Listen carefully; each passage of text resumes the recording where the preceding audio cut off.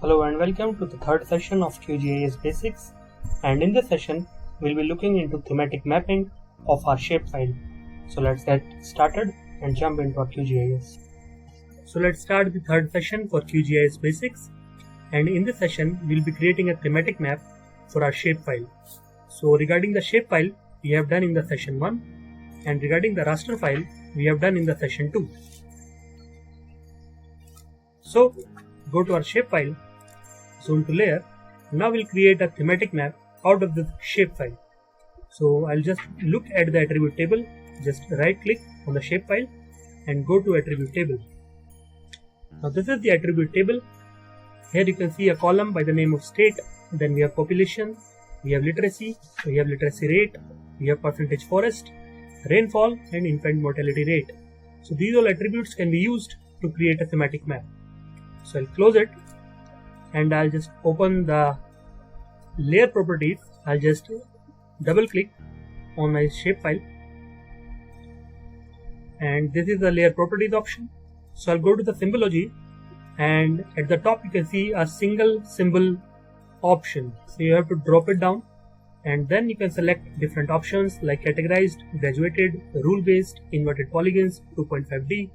So I'll just go with the graduated one. So now you have to define the value for what particular value you want your thematic map. So let's drop it down and let's say select population. So the thematic map will be created for the population. Now let's define the color RAM. So I'll select, let's say, spectral color RAM, where the red will indicate the minimum population and blue will indicate the maximum population, with cream, green and orange in between. So I'll just go to the mode. So there are different modes such as quantile mode, equal interval mode, log scale mode, natural break mode, pretty breaks, standard deviation. So you can just go through them. I'll go for quantile one and then just click the classify. So it has classified my data from my attribute table into 5 classes. So because I have defined 5 classes here, if you want to improve the classes, just increase, let's say make it 10. So now my data has been divided into 10 classes. So you can change the legend over here, but I'll leave it as it is, and then I'll just go for apply and drag it down. So you can see the shapefile has been converted into a thematic map, with red color having the minimum population and blue colors having the maximum population, with green, cream and orange in between. So you can create a thematic map like this for other features also, but a thematic map without a legend is of not much use. So I'll close it and now I'll go to the project section and I'll just go to the new print layout option. So I have to create a print layout. So let's name it population map and select OK. So this is the population map canvas. Here you can add your map. So go to add item option and select add map option. Now you have to define the area onto your canvas. So I'll select whole of the canvas. So now my map has been imported onto my canvas. Now you can add different items such as your legend. So I'll just add a legend and I'll define the region. Let's say this is the region I will define. So I have created my legend. You can reduce the size. I'll just place it here. That's it.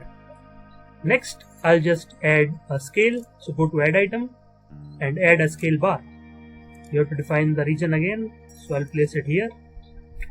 Next you can add the title. So just go to add label and then select an area like this. Now in the label option, the main property section, you can change it. Let's say population map of India. That's it. Now in the font section you can change the size. I'll increase it and you can center it and then middle it. Now we are good to go. Let's add a north arrow. Go to add item, add a north arrow and select it like this. That's it. We have a title, we have a scale, we have a legend, and we have a north arrow. We are good to go. Now go to the layout option and just export as an image. That's it. You can save it. And these are the different formats. I'll just keep it as a PNG and I'll just save it. So you have successfully exported your thematic map as a PNG file. That's it. See you next time. Until then, you can create thematic maps for other shapefiles as well as for other data in this shapefile as well. Thank you.